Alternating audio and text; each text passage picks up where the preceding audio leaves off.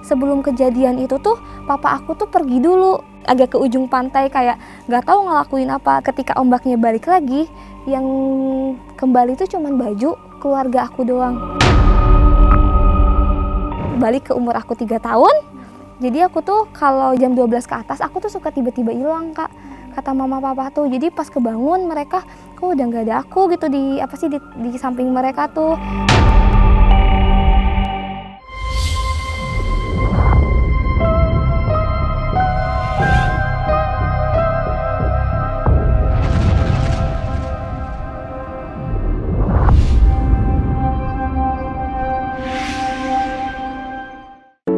Assalamualaikum warahmatullahi wabarakatuh, pemirsa Ganjil Misteri, salam Ganjil Misteri.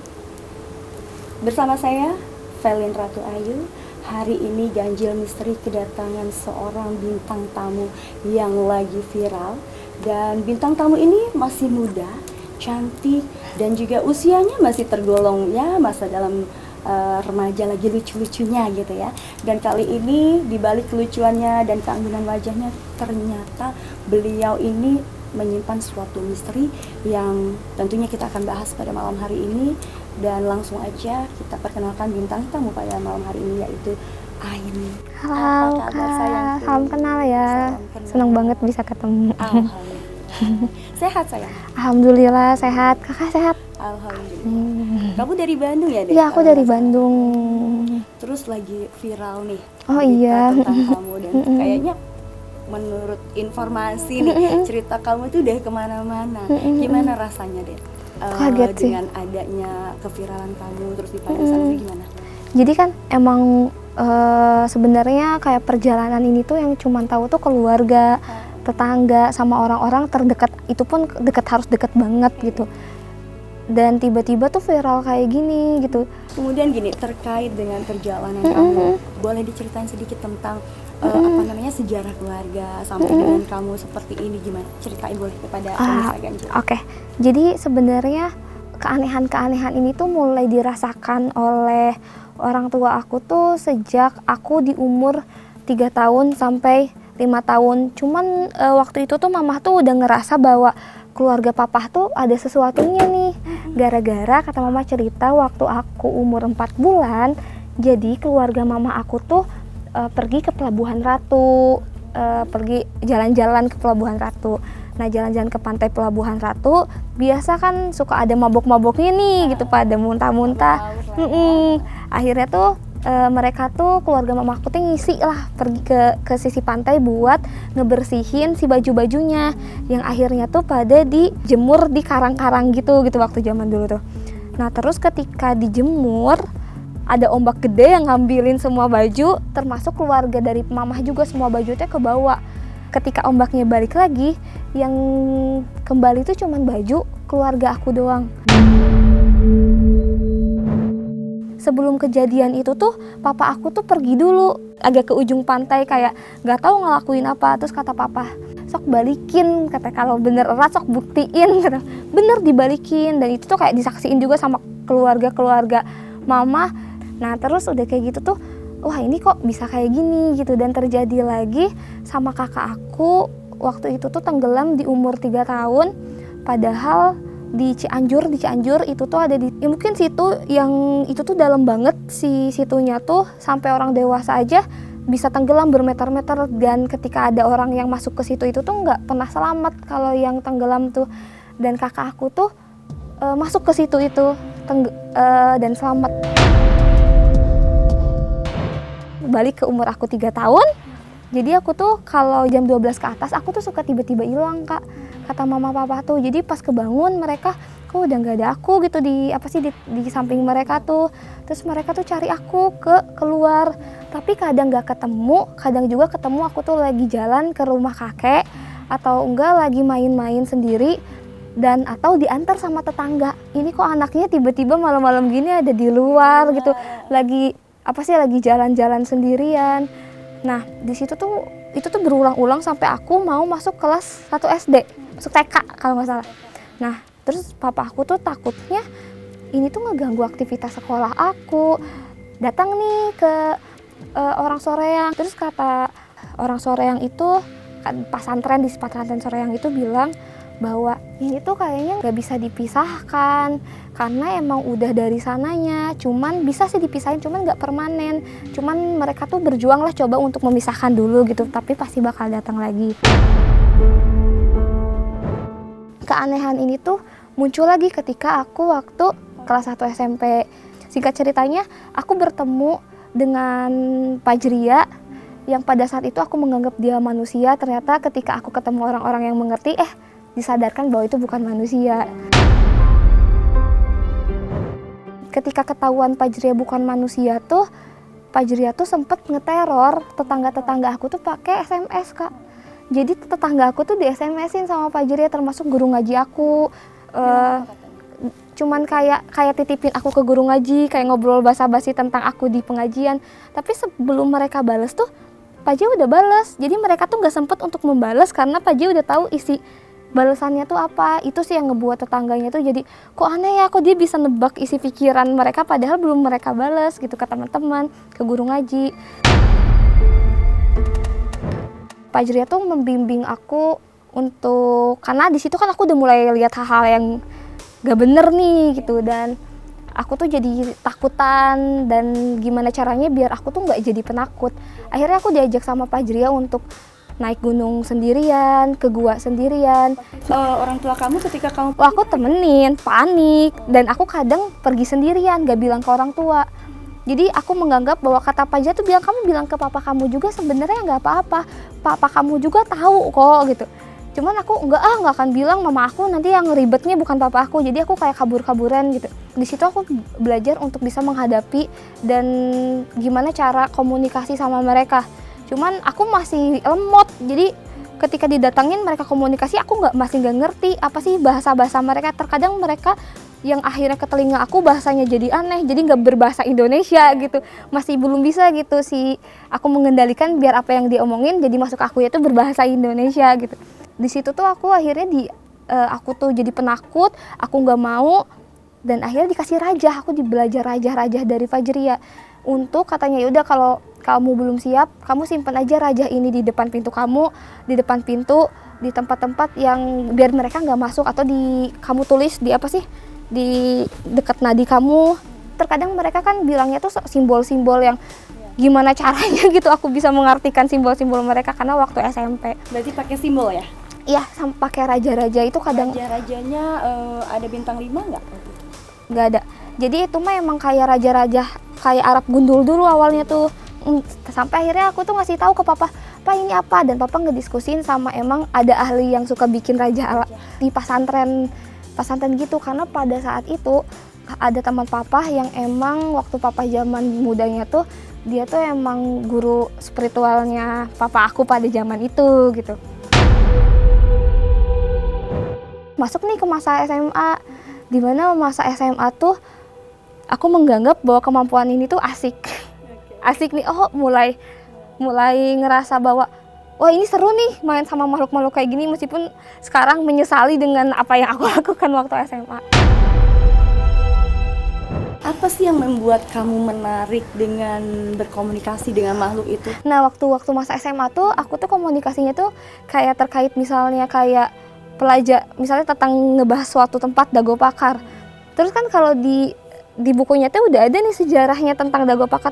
Terus mereka tuh suka ada perbedaan-perbedaan yang ngebuat aku teh ingin ngedenger gitu cerita-cerita mereka tentang Dago Pakar, tentang beberapa tempat gitu, dan itu asik.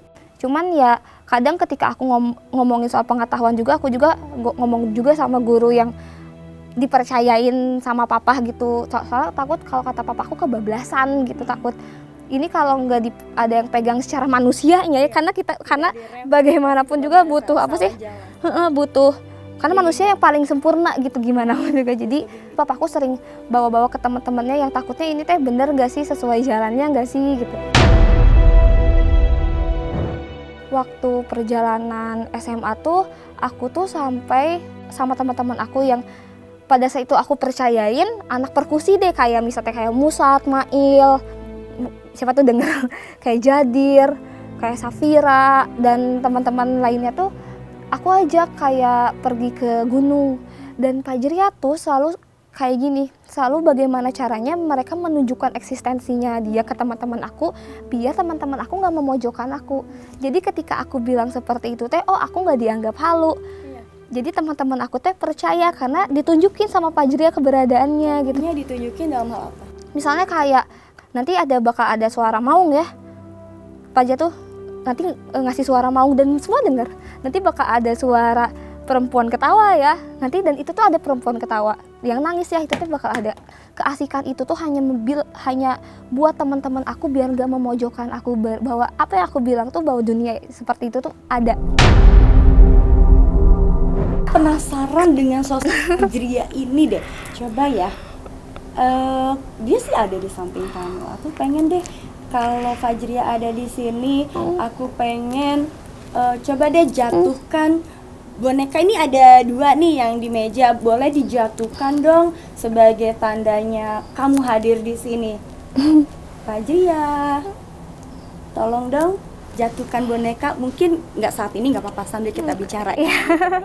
Pokoknya aku minta Fajria ini untuk menunjukkan eksistensinya dengan menjatuhkan 2 boneka yang ada di meja karena sudah disiapkan.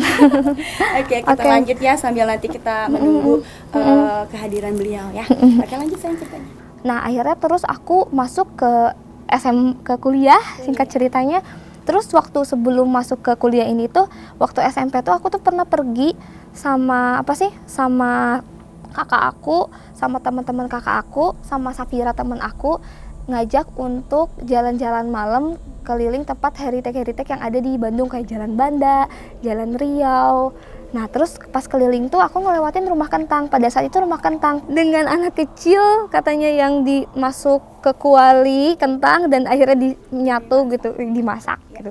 Terkenalnya tuh seperti itu. Terus Fajria bilang, coba deh kamu raja yang dikasih Fajria. Ketika aku udah raja, terus disimpan Fajria suruh nyimpan di pohon gede yang di rumah kentang, dikuburin. Terus aku tuh bilang, Faj, ini buat apa sih gitu, kayak gini. Terus Fajria bilang, ini tuh undangan, nanti kamu juga bakal tahu ke depannya ini tuh buat apa. Akhirnya setelah itu, singkat cerita, tiba-tiba ketika aku kuliah semester 1 waktu 2018, semester 1 semester 2 ada telepon dari kakak aku. Dibilangnya aku si Pong di rumah ya, kalau yang udah deket, si Pong sini ke rumah kentang, Aa lagi ngobrol sama pemilik rumah kentang nih gitu, si Prop. Oh iya, aku kesana. Terus aku kesana, terus kayak si Prop tuh cerita karena kakak aku tuh nyeritain soal latar belakang aku gitu, keluarganya. Dan akhirnya Prop bilang, jadi di sini tuh ada satu aula yang jarang banget orang temuin, kata si Prop, dan ini tuh rahasia banget, bahkan rahasianya juga menyangkut dunia, menyangkut Indonesia juga, tokoh-tokoh Indonesia. Prop juga jarang mau masuk ke situ karena kuat banget menurut Prop, karena ngerasa Prop juga takut untuk masuk ke aula situ dan sering ngedengar sesuatu hal di aula situ, aktivitas yang Prop kadang nggak mau buka. Dan akhirnya Prop pernah manggil beberapa ahli supranatural yang akhirnya tumbang katanya untuk ngurus si aula itu atau ngebersihin atau sekedar melihat ada apa gitu di aula tersebut.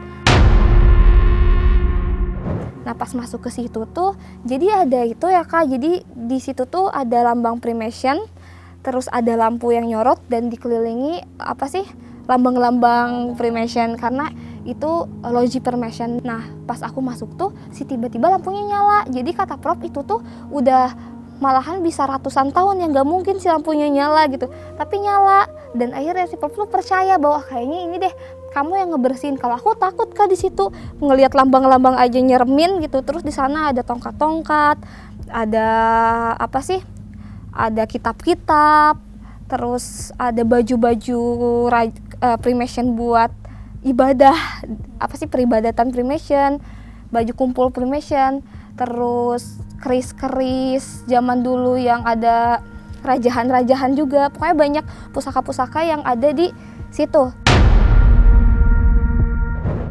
Di masa aku ngejaga pusaka di rumah kentang, dan karena udah tidak sesuai jalan sama rumah kentang tersebut, akhirnya 3 bulan aku sama kakak aku kabur. Terima kasih. Oke, tadi kamu sempat bahas mengenai raja nih sayang. Berarti kamu udah paham dong, setidaknya tahu Apa sedikit sih? ya tentang raja untuk proteksi diri kamu. Iya, waktu SMP tentang Dan kamu raja. suka sekarang Apa? rajanya. Masih sih dikit-dikit, cuman kebanyakan yang aku inget tuh lambang-lambang yang emang itu tuh ketika aku ngerasa bahwa energi ini tuh kayak berhubungan dengan jin atas kayak iblis gitu. Jadi aku dikasih raja yang tingkatannya ke situ kalau emang aku berhadapan kayak gitu, karena aku ngerasa bahwa mungkin energi aku juga belum mampu untuk melawan itu. Jadi pakai raja-raja tersebut. Nanti Kayak boleh gitu. dong dibuktikan, kasih sedikit aja supaya pemirsa juga tahu. Artinya ini pembuktian diri kamu supaya pemirsa itu apa yang kamu bicarakan itu sesuai dengan real. Oke. Artinya bukan sesuatu hal yang direkayasa. Karena kan tahu sendiri masyarakat itu penasaran dengan Pasti, kisahnya kamu. pasti. Nanti boleh disiapin ya Mas ya, sedikit aja. Aku yang harus kamu ingat. soalnya harus izin dulu, soalnya itu raja yang kata Pak Jen nggak bisa dipublikasi. Satu atau dua aja, nggak harus Oke. semua. Karena Nanti aku untuk coba, pembuktian ya. gitu kan. Bukan raja tapi aksara Iya, yang iya, buat terserah. pembuka itu. Menurut kamu aja, tapi nggak usah full karena itu kan bahaya ya. Kita cuma pembuktian setidaknya, oh berarti kamu bener gitu. Oke, aja. boleh, Mungkin boleh. bisa ya Mas, boleh dipinjamkan sedikit ya biar pemirsa, ini khusus edisi momen khusus. Boleh, bisa. Nah, hanya di Ganjil Misteri loh bisa kita dapatkan informasi selengkap ini.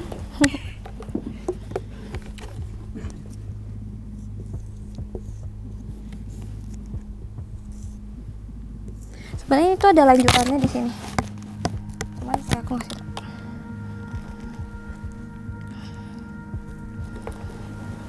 Kok agak mirip kayak itu ya, kayak tulisan Korea ya. Ini ya. Kalau raja Ada lanjut di situ kayak itu tuh lebar gitu. nggak usah. Ada kan ini rahasia. Iya. Nih ya pemirsa, jadi ini adalah perpaduan raja yang menurut Fajra adalah pembuka ya sayang. Jadi ketika aku buat raja ke yang lain tuh ini dulu yang di ya kayak Iya, pembuka juga kan? bisa lah ya. Pembuka sebelum yang lain. Iya, kan? Nah ini, jadi kalau aku lihat ini adalah kayak antara apa ya? Aku tidak melihat ada tulisan Arab yang kalau raja itu kan identik dengan Arab, tapi ini lebih kepada kayak Korea gitu ya. Jadi menurut aku ini ya sah-sah aja sih, karena kan namanya orang punya ini sendiri-sendiri. Kalau aku menurut pendapat aku ini kayak lebih ke Korea. Karena raja-raja tuh banyak banget. Ini ada Al-Qur'annya, ini bisa. Tapi yang di sebelah sini aku nggak tahu ya, hanya ada Iya, yang tahu iya. ya. Nah, mungkin ini ya pemirsa bahwa Fajra itu bisa, ini adalah pembuka ya, raja pembuka untuk sebelum dia Nggak semuanya, tapi ada, jadi raja tuh ada kelompok-kelompoknya yang di aku pelajarin, cuman ini salah satu pembuka dari beberapa kelompok ini gitu. iya, Kayak gitu. ya. Ini.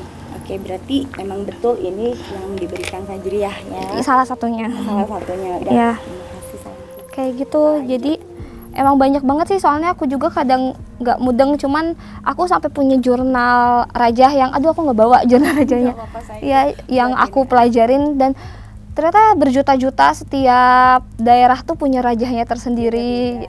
Ada yang raja Wiwitan, Kejawen, sama mungkin yang berhubungan dengan suku Maya, bangsa Lemurian, kayak gitu. Jadi Kalau yang tadi kamu tunjukkan itu raja mana, versi kamu itu raja mana? nah itu tuh kalau misalnya aku tuh mau menembus ke, aduh aku kayak gak bisa nyebutin sih yang itu, cuman ada tembusan ke sebuah daerah yang si daerahnya tuh harus pakai kode raja itu. Nah, aku Masih nggak bisa. Indonesia atau luar negeri? Kayaknya tuh bukan hubungannya sama daerah, tapi kayak dimensi lain yang emang ada sebuah gerbang yang harus nunjukin. Jadi gerbang Iya, daerah. iya, iya. Oke, supaya jelas. Oke, lanjut sayang.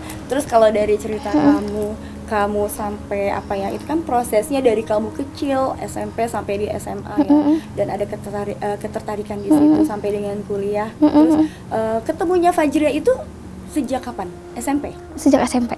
Ketemunya sampai sejak sekarang. SMP, iya, sampai sekarang masih ada. Sekarang masih mengikutin kamu ya. Oke, dan yang aku kan denger nih kamu ini melakukan perjalanan sampai ke laut, kemudian sampai ke gunung.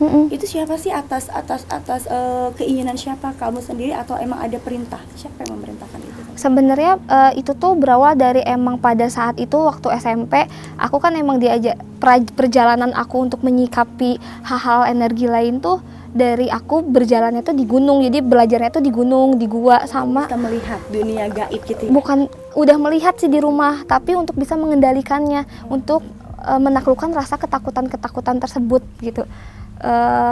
Meskipun pada saat itu juga yang paling penting kan kata papa juga, agama tuh benteng yang paling utama. Jadi sebelum ke sana juga seperti biasa ya emang tawasulan sama papa. Jadi ketika aku perginya izin ya pasti tawasulan, tapi kalau nggak izin emang ada rasa-rasa yang beda gitu, takut ya keserangnya tuh lah jadi lebih nyentuh gitu ke tubuh tuh gitu. Kalau misalnya aku nggak izin sama papa atau nggak ngelakuin hal yang biasa dilakuin di rumah gitu. Sepertinya kalau seperti kamu nih ya, biasanya kan kalau misalnya anak-anak seperti kamu boleh dibilang kan indigo ya, berarti kamu bisa melihat dong mata batin kamu.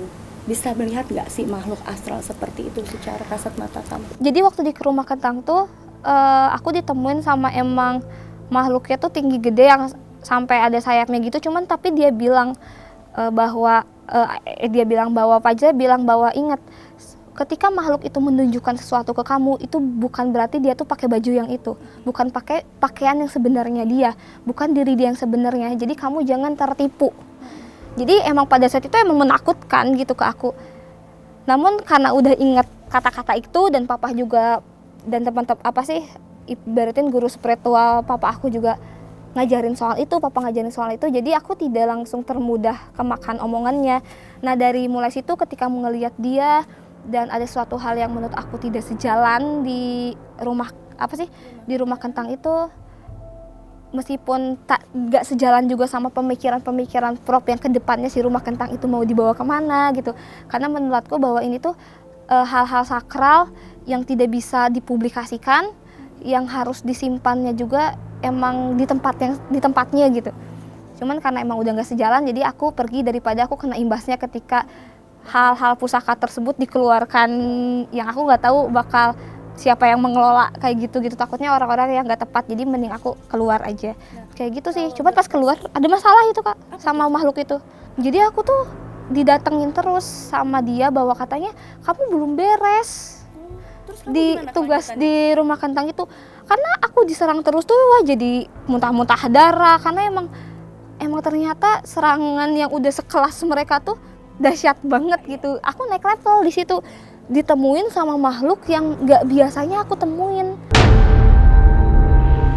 Ceritakan makhluknya, wujudnya seperti apa, dan menurut kamu nih, kan kamu kan dari kecil sudah mengenal mereka, pasti tahu dong namanya, mungkin ini bahasanya tuh ini kuntilanak.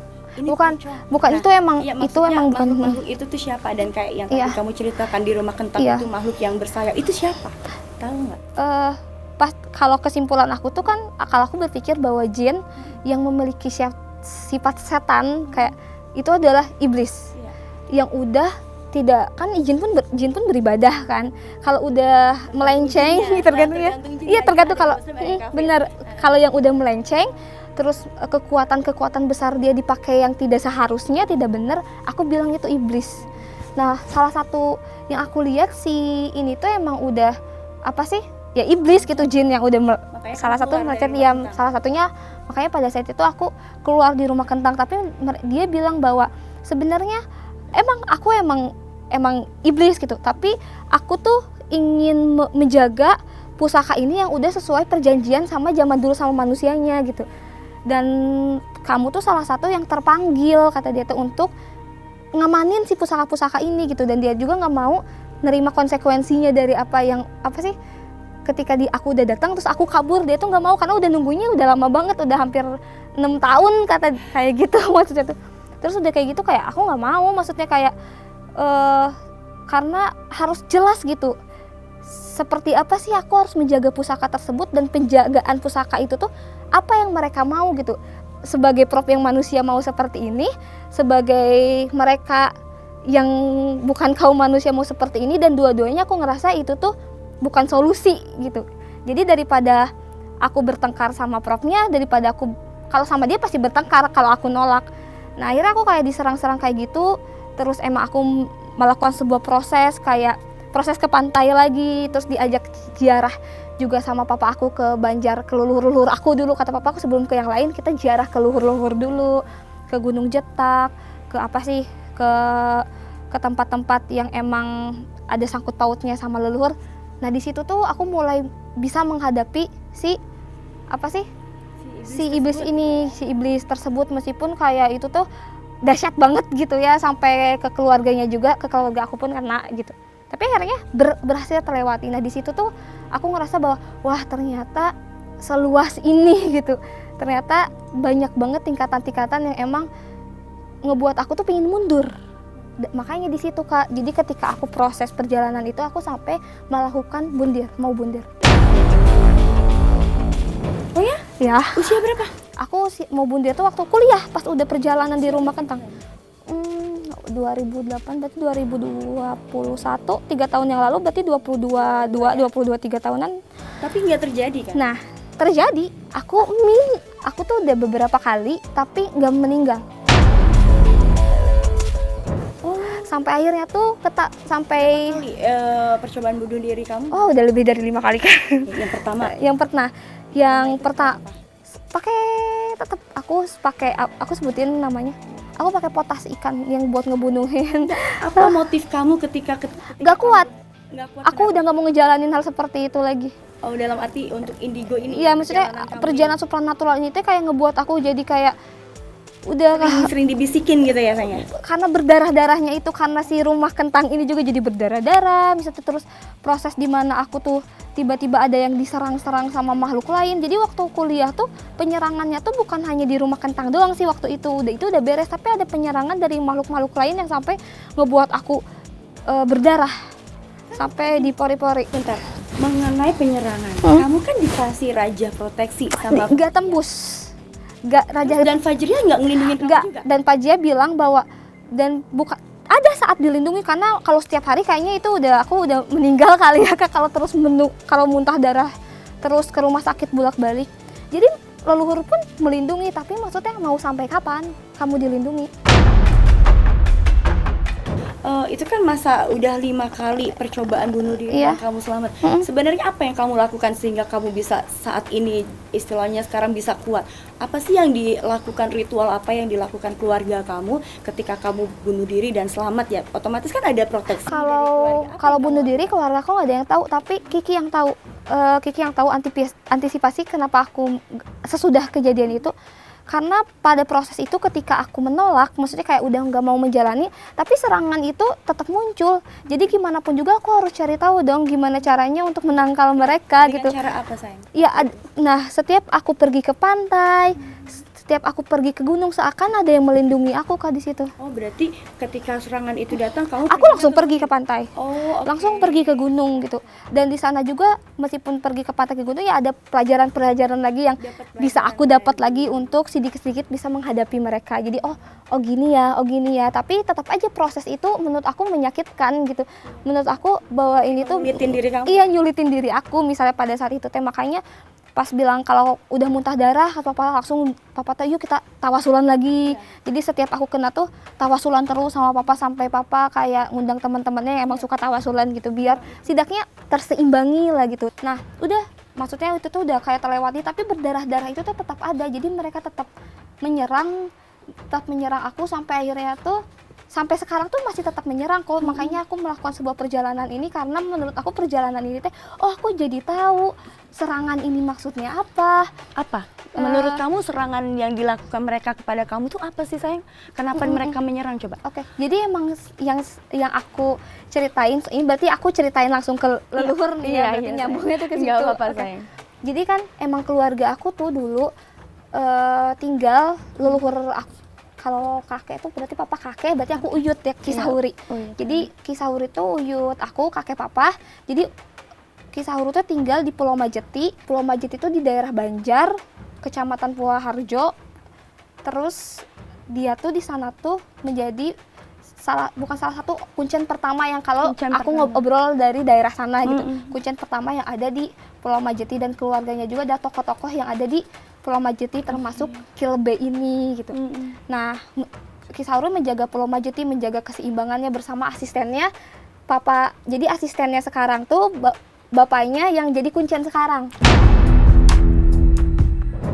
Ya hebat aja gitu punya keluarga yang nemenin kayak aku. Mungkin banyak sebenarnya orang yang kayak aku tapi nggak dapat support dari keluarga gitu.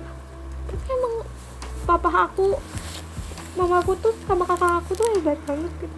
Dalam proses perjalanan supranatural ini pun alhamdulillah masih dapat bimbingan dari papa gitu dan ditemenin sama mama gitu. Jadi aku ngerasa aman. Jadi ketika meskipun pada saat itu aku ngerasa diri ini salah gitu, udah misalnya dalam ketika perjalanan supranatural ini tuh udah keluar jalur, tapi ada papa yang selalu kontrol aku, yang selalu ngingetin gitu. Jadi aku bilang bahwa Kiki, aku tuh punya keluarga yang luar biasa.